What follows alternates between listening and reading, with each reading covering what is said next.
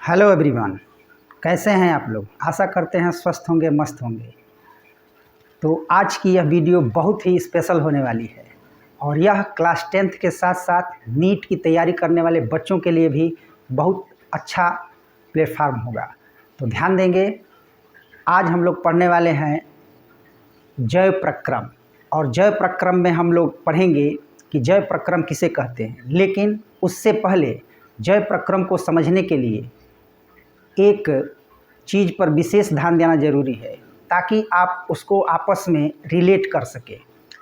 तो चलिए शुरू करते हैं। सबसे पहले हम लोग जानेंगे कि हमारा शरीर सूक्ष्म स्तर पर क्या है, यानी मानव शरीर का संगठन क्या है, स्ट्रक्चर ऑफ ह्यूमन बॉडी। तो देखेंगे कि प्रत्येक पदार्थ जो होता है अणु और परमाणुओं से मिलकर बना है। वैसे हम कह सकते हैं कि संपूर्ण विश्व या ब्रह्मांड पदार्थ और ऊर्जा से ही मिलकर बना है। तो क्या हम लोग भी पदार्थ हैं या पदार्थ का एक संगठित रूप हैं? तो जैसा कि हम अभी बताए हैं कि संपूर्ण विश्व या ब्रह्मांड पदार्थ और ऊर्जा से बना है, तो हम लोग पदार्थ से परे नहीं हैं। हम लोग पदार्थ का एक संगठित रूप हैं। तो चलिए बिल्कुल हम लोग शुरू करेंगे शून्य से शिखर की ओर। तो चलिए देखिए, इधर पदार्थ का सबसे छोटा कण होता है परमाणु। लेकिन परमाणु भी छोटा नहीं है, यह भी इलेक्ट्रॉन, प्रोटॉन और न्यूट्रॉन से मिलकर बना होता है। तो ये इलेक्ट्रॉन, प्रोटॉन, न्यूट्रॉन ये परमाणु की इकाई होती हैं, यानी फंडामेंटल यूनिट ऑफ एटम कहलाती हैं। इन्हीं एटम के वजह से मॉलिक्यूल्स बनता है। अब इसको थोड़ा हिंदी में भी हम चलेंगे तो अच्छा रहेगा। इलेक्ट्रॉन, प्रोटॉन, न्यूट्रॉन, एटम को हम कहते हैं परमाणु, और परमाणु से बना है आपका मॉलिक्यूल्स यानी कि अणु। अब अणु से बना है बायोमॉलिक्यूल, यानी इसको बोलते हैं जैव अणु। जैव अणु, जैव अणु संगठित होकर प्रोटोप्लाज्म बनाता है, यानी कि जीव द्रव्य बनाता है। जीव द्रव्य, प्रोटोप्लाज्म संगठित होकर सेल बनाती है, यानी कि कोशिका। कोशिका और कोशिकाओं के संगठन से ऊतक बनता है, यानी कि टिश्यूज, इसको ऊतक कहते हैं। और ऊतक जो होते हैं समान संरचना एवं समान रूप से कार्य करने वाली कोशिकाओं के समूह को ऊतक कहते हैं। कोशिका सजीव शरीर की संरचनात्मक, क्रियात्मक एवं अनुवांशिकी की इकाई होती है। तो ऊतक जो है इन्हीं कोशिकाओं के मिलने से बनता है। अब ऊतक जो है संगठित होकर आर्गन्स बनाते हैं, यानी कि अंग बनाते हैं। और अंग जब एक समूह के रूप में काम करते हैं तब इन्हें हम अंगतंत्र कहते हैं, यानी कि आर्गन सिस्टम, यानी अंग तंत्र। अंगतंत्र शरीर का, अंगतंत्र मिलकर जो है पूरे शरीर का जो है निर्माण करते हैं, यानी कि होल बॉडी, संपूर्ण शरीर। संपूर्ण शरीर। तो यहाँ तक आप लोगों का बिल्कुल क्लियर हो गया। आगे बढ़ें, एक बार फिर से देख लीजिए। इलेक्ट्रॉन, प्रोटॉन, न्यूट्रॉन, इनके मिलने से बना परमाणु, परमाणु से मॉलिक्यूल्स यानी कि अणु, और अणु से बायोमॉलिक्यूल्स यानी जैव अणु, बायोमॉलिक्यूल से प्रोटोप्लाज्म, प्रोटोप्लाज्म से सेल, सेल से टिश्यूज, टिश्यूज से आर्गन, आर्गन से आर्गन सिस्टम, और आर्गन सिस्टम से होल बॉडी। अब यहाँ चीज़ आपको एक थोड़ा सा ठहरना है और समझना है कि पदार्थ तो दो तरह के हैं, एक सजीव पदार्थ और दूसरा निर्जीव पदार्थ। तो सजीव पदार्थ और निर्जीव पदार्थ में सूक्ष्म अंतर क्या है? ये रहा आपका निर्जीव और मैं और आप हो गए सजीव। तो इन दोनों में आखिर अंतर क्या है? तो मॉलिक्यूलर लेवल पर तो हम दोनों एक हैं, लेकिन संगठन के आधार पर देखा जाए तो दोनों में बहुत ज़्यादा डिफरेंस है। अब इसी डिफरेंस को देखना है। तो जब हम मॉलिक्यूल तक आते हैं तो यहाँ से यहाँ तक सब निर्जीव होते हैं। यहीं से जब नीचे जाएंगे तो पदार्थ की रचना होती है, यानी कि मैटर, मैटर की रचना होती है, और ये सब निर्जीव होते हैं। हालांकि जो बायोमॉलिक्यूल्स है वह खुद तो निर्जीव होता है, जैव अणु, लेकिन सजीव में ही पाया जाता है, अर्थात सजीवों के द्वारा ही इन्हें बनाया जा सकता है। यह कहीं बाहर आपको नहीं मिलेंगे, जब भी मिलेंगे किसी पेड़ पौधों में मिलेंगे, अनाजों में मिलेंगे।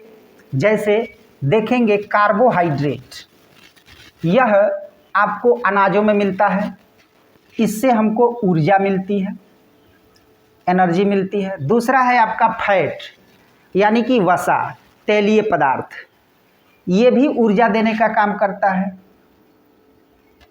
और जो है प्रोटीन, यह शरीर निर्माण में भाग लेता है, बॉडी बिल्डिंग का काम करता है। तो हम बोल सकते हैं शरीर निर्माण में भाग लेता है। विटामिन्स हमें रोगों से बचाते हैं, रोगों से सुरक्षा देते हैं। न्यूक्लिक एसिड होता है 2 प्रकार का, एक आपका होता है डीएनए यानी डीऑक्सीराइबोज न्यूक्लिक एसिड, और दूसरा होता है आरएनए। डीएनए जो है आनुवांशिक पदार्थ है, आनुवांशिक पदार्थ है जो आनुवांशिक लक्षणों को या माता पिता के गुणसूत्र जीन डीएनए पर उपस्थित लक्षणों को एक पीढ़ी से दूसरे पीढ़ी में ले जाता है। जैसे माता पिता गोरे हैं तो बच्चे में वो लक्षण गया, तो ये सब आनुवांशिक लक्षण में आते हैं। इसको हम लोग आगे डिटेल से पढ़ेंगे। अभी हम लोग केवल इसका एक स्ट्रक्चर समझेंगे जो कि आपके चैप्टर जैव प्रक्रम से रिलेटेड है। तो आगे देखेंगे यहाँ तक। आरएनए का क्या काम है, तो डीएनए की देखरेख में ये प्रोटीन संश्लेषण का काम करता है, यानी कि प्रोटीन बनाता है। यहाँ तक क्लियर हो गया।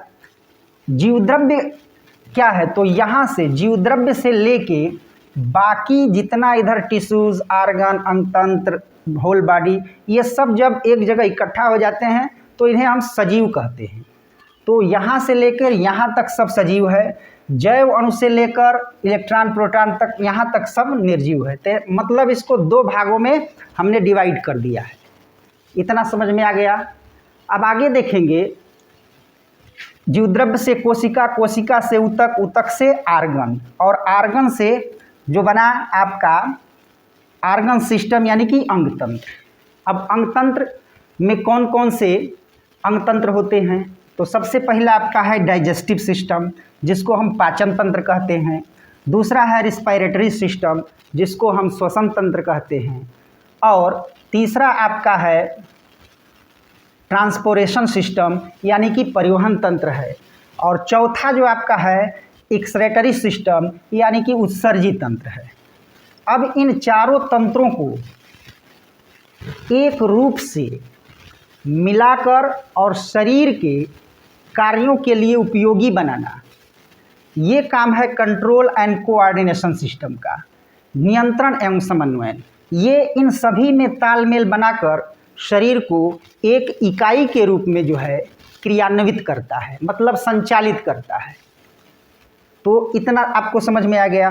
अब आगे देखेंगे कि जो पाचन तंत्र है, श्वसन तंत्र है, परिवहन तंत्र है, उत्सर्जी तंत्र है या नियंत्रण एवं समन्वय तंत्र है, ये सभी तंत्र आपस में मिलकर एक चीज़ से संबंध बनाते हैं और वो है आपका बायो प्रोसेस। बायो प्रोसेस का मतलब जैव प्रक्रम। जैव प्रक्रम, जैव प्रक्रम। ये जैव प्रक्रम क्या होता है, तो जैव प्रक्रम देखेंगे आगे। पहले तो इसका आप लोग स्क्रीनशॉट ले लीजिए, उसके बाद हम लोग जैव प्रक्रम क्या है पढ़ेंगे। यही आप लोगों का जो है ये चैप्टर बन गया है, टॉपिक बन गया है जैव प्रक्रम। और जैव प्रक्रम में ये सब एक एक आपके लेसन बन गए हैं। तो इतना आप लोग स्क्रीनशॉट पहले ले लीजिए, फिर उसके बाद हम लोग आगे पढ़ेंगे।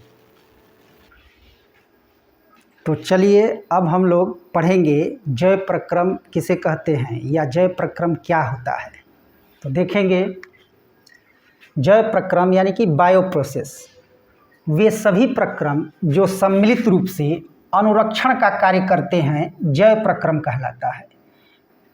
अब ये जानेंगे हम लोग कि अनुरक्षण क्या होता है, क्योंकि जब तक अनुरक्षण का कॉन्सेप्ट क्लियर नहीं होगा जय प्रक्रम आपको समझ में नहीं आएगा। तो चलिए देखते हैं अनुरक्षण क्या होता है। अनुरक्षण का अर्थ क्या है? तो अनुरक्षण का अर्थ है आपका शरीर की सफाई, टूट फूट की मरम्मत और हमारे विभिन्न अंगों की जांच पड़ताल, ये अनुरक्षण कहलाता है। यानी कुल मिला के अगर एक शब्द में बोलें तो शरीर की देखभाल। और कैसी देखभाल? आंतरिक देखभाल। जैसे आपके शरीर का देखभाल कौन करता है घर पर? तो मम्मी पापा। ठीक उसी तरह से आपके शरीर के भीतर भी देखरेख करने वाले आर्गन्स मौजूद हैं। अब यह देखभाल बहुत विशिष्ट होती है।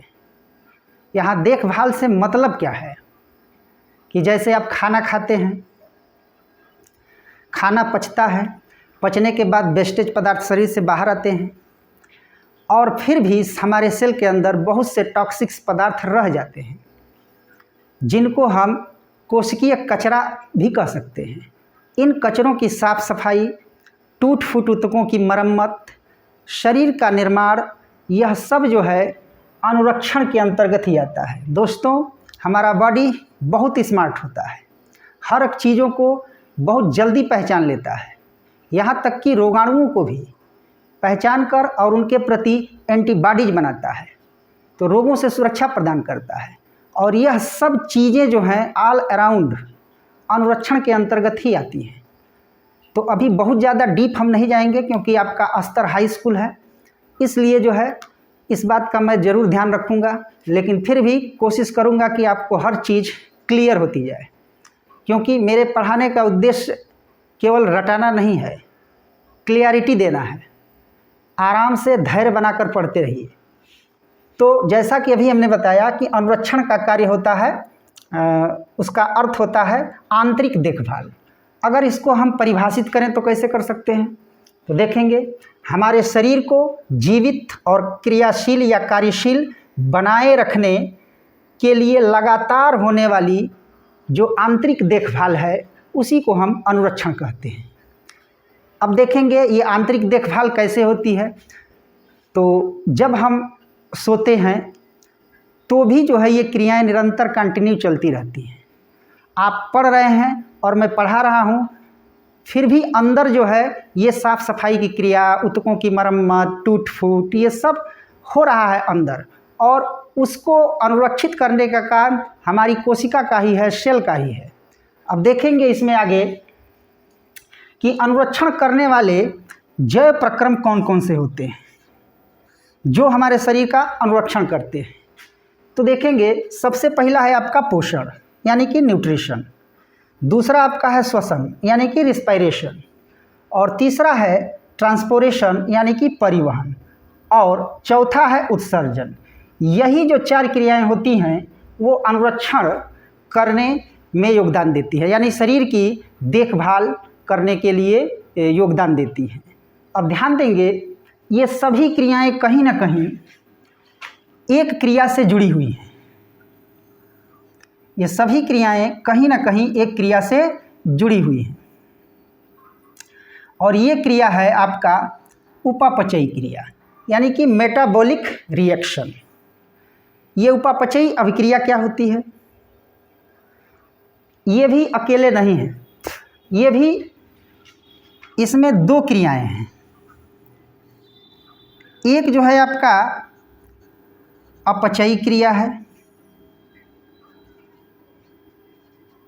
और दूसरी है आपका उपचयी क्रिया। इन्हीं दोनों क्रियाओं को सामूहिक रूप से मिलाकर हम उपापचयी क्रिया कहते हैं।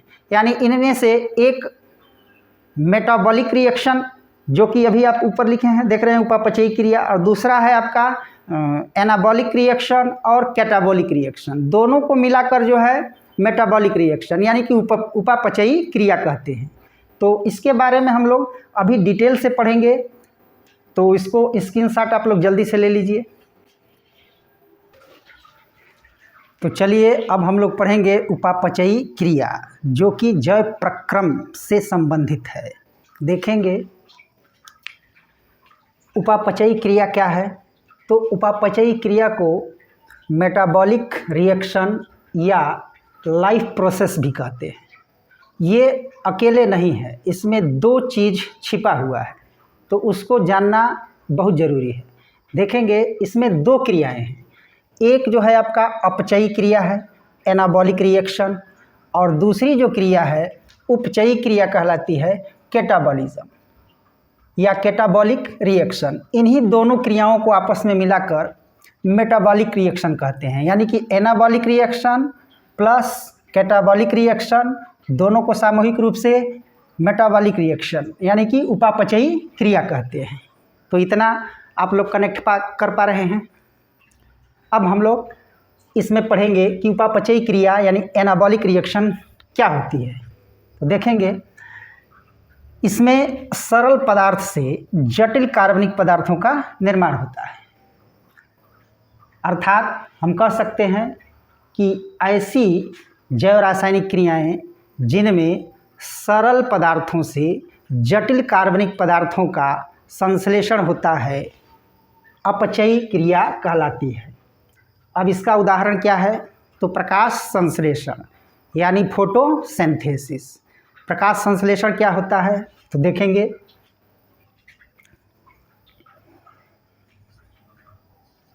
6CO2 यानी कार्बन डाइऑक्साइड प्लस 12H2O जल,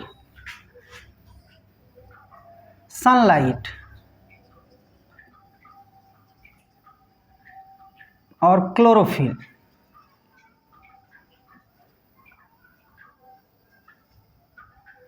ये दोनों रिएक्ट करके बनाएंगे आपका C6H12O6 ग्लूकोज प्लस 6O2, ये ऑक्सीजन गैस बाहर निकलती है, प्लस 6H2O यानी कि जलवाष्प भी बाहर निकलता है।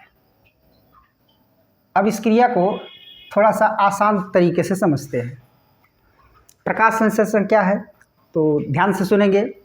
हरे पेड़ पौधे जिनमें क्लोरोफिल उपस्थित होता है, सूर्य के प्रकाश में वातावरण से कार्बन डाइऑक्साइड और जमीन से जल लेकर सूर्य के प्रकाश में क्लोरोफिल की सहायता से अपना भोजन स्वयं बनाते हैं। अब भोजन क्या है? ग्लूकोज, ये ग्लूकोज है, प्लस ऑक्सीजन गैस बाहर निकलती है, साथ में जलवाष्प भी बाहर निकलता है। यानी वाष्पोत्सर्जन क्रिया में जलवाष्प जो बाहर निकलता है वो श्वसन के दौरान ही निकलता है। तो इतना क्लियर हो गया होगा कि हरे पेड़ पौधे सूर्य के प्रकाश में वातावरण से कार्बन डाइऑक्साइड और जमीन से जल लेकर अपना भोजन स्वयं बनाते हैं, और भोजन बनाने की इस प्रक्रिया को ही प्रकाश संश्लेषण कहते हैं। तो प्रकाश संश्लेषण समझ में आ गया।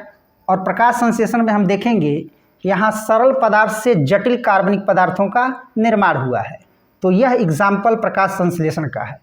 देखेंगे ये कार्बन डाइऑक्साइड सरल पदार्थ है, सरल पदार्थ, और जल भी क्या है? सरल पदार्थ है, सरल पदार्थ।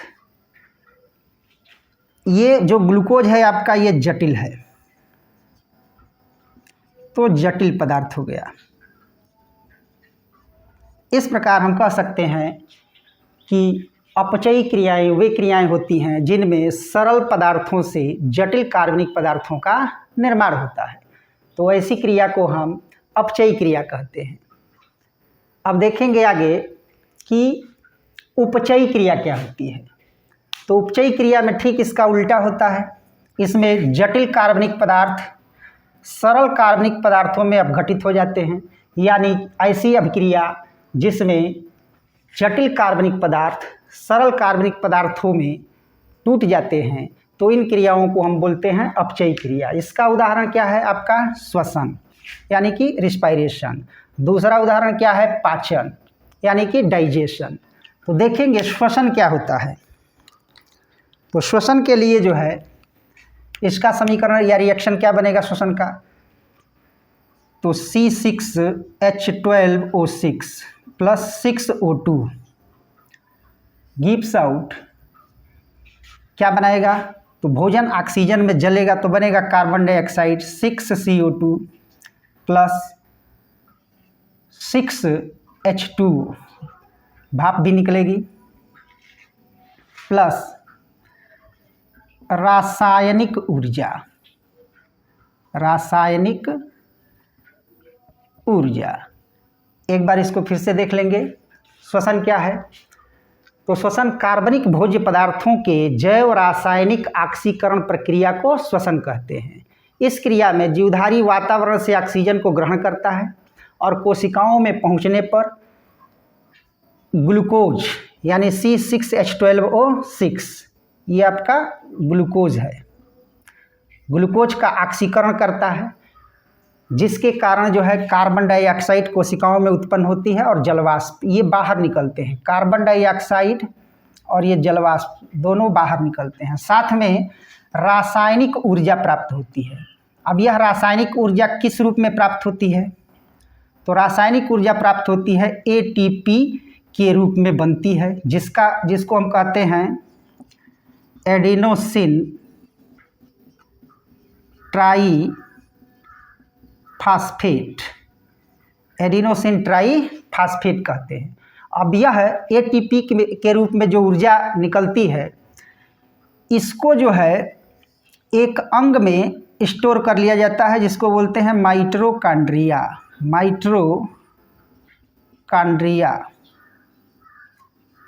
माइटोकॉन्ड्रिया क्या है? तो कक्षा 9th में आप लोग पढ़ चुके हैं कि माइटोकॉन्ड्रिया को कोशिका का पावर हाउस कहते हैं।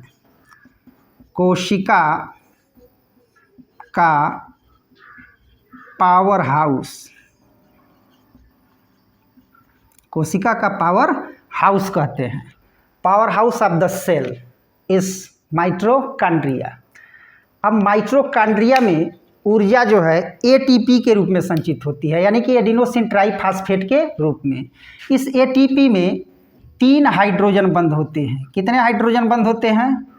3 हाइड्रोजन बंध होते हैं। अब आगे देखेंगे, जब जीव को ऊर्जा की आवश्यकता होती है तो यही माइटोकॉन्ड्रिया में जो संचित ऊर्जा है ATP के रूप में, ये टूट जाती है ADP में, एडिनोसिन डाइफॉस्फेट। अब इसमें जो बंध होता है ये दोहरा बंध होता है, दोहरा हाइड्रोजन बंध होता है, थोड़ा कम ऊर्जा होता है। तो इस तरह से जब ATP ADP में टूटता है तो टूटने पर एनर्जी निकलती है, यानी कि ऊर्जा निकलती है, और इसी ऊर्जा से जीवधारी अपने सभी क्रियाकलापों को, जैविक क्रियाओं को संचालित करते हैं। तो यहाँ तक क्लियर हो गया होगा आप लोगों को कि माइटोकॉन्ड्रिया किस प्रकार से ATP में ऊर्जा को इकट्ठा करता है या संचित करता है, फिर ज़रूरत के मुताबिक शरीर की इसको तोड़ता है और एनर्जी शरीर को प्राप्त होती है। तो इस क्रिया में जो है, श्वसन की क्रिया में भोजन टूटता है कार्बन डाइऑक्साइड और जल में, साथ में रासायनिक ऊर्जा भी उत्पन्न होती है। अब कुल मिला के श्वसन में भोजन को एनर्जी में ही कन्वर्ट किया जाता है। हमें भोजन की आवश्यकता क्यों होती है? तो एनर्जी प्राप्त करने के लिए। और एनर्जी कैसे प्राप्त होगी? तो एनर्जी प्राप्त होगी जब भोजन कोशिका में जाएगा, उसका ऑक्सीकरण होगा, भोजन टूटेगा, उसमें जलेगा, उसके बाद वह भोजन कन्वर्ट होगा किसमें? एनर्जी में, और एनर्जी हमारे शरीर को कोशिकाओं से जो है प्राप्त होगी।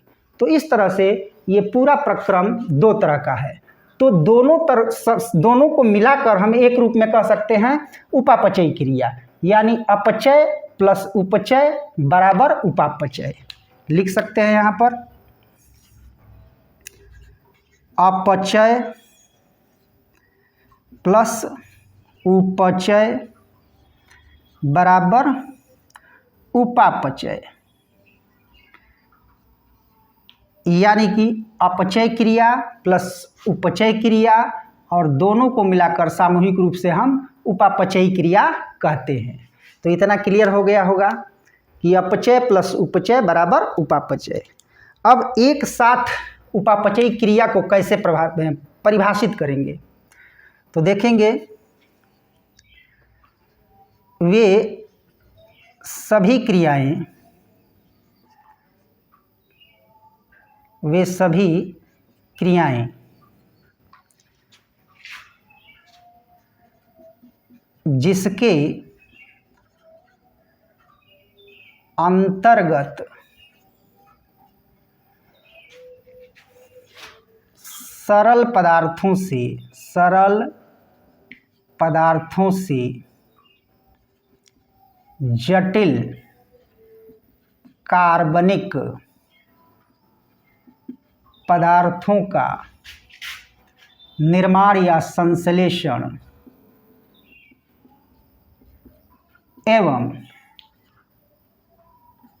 जटिल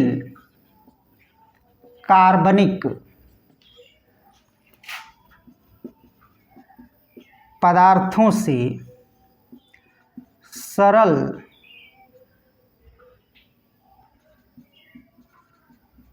पदार्थों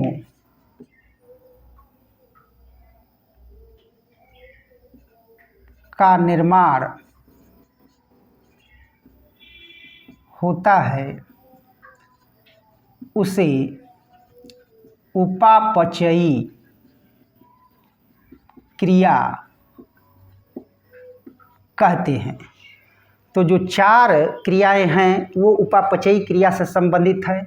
पोषण है, श्वसन है, पाचन है, उत्सर्जन है। ये सभी जो जैविक क्रियाएं हैं, यह पोषण, उपापचय, उत्सर्जन, ये सब उपापचय से संबंधित हैं। एक दूसरा उदाहरण है पाचन क्या होता है, तो डाइजेशन, यानी जटिल अघुलनशील पदार्थों को सरल घुलनशील इकाइयों में बदलने की क्रिया को पाचन कहते हैं। अब चूँकि हम लोग चैप्टर में इसको डिटेल से पढ़ेंगे, पोषण क्या होता है, पाचन क्या होता है, श्वसन क्या होता है, सब एक एक लेसन आप लोगों का बन गया है। तो आशा करता हूँ कि ये सब चीज़ें आप लोगों को अच्छे से समझ में आ गई होंगी। अगर कोई दिक्कत है तो कमेंट बॉक्स में लिखिए उसको। और यह वीडियो थोड़ा हो जाएगा लंबा, इसलिए इसके आगे जो पोषण आपका टॉपिक है उसको हम लोग अगले वीडियो में शुरू करेंगे। तब तक के लिए धन्यवाद।